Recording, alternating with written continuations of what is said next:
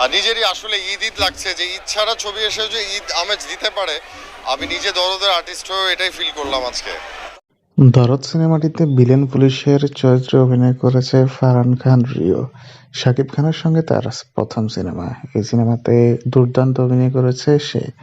প্রথমত কথা হচ্ছে শাকিব খান, আর দ্বিতীয় কথা হচ্ছে বিগ বাজেটের একটি সিনেমা, যে সিনেমাতে ওপার বাংলার বেশ ভালো ভালো আর্টিস্ট যুক্ত হয়েছে, এবং কি সিনেমাটিতে নায়িকা হিসেবে রয়েছে সোনাল সোহান।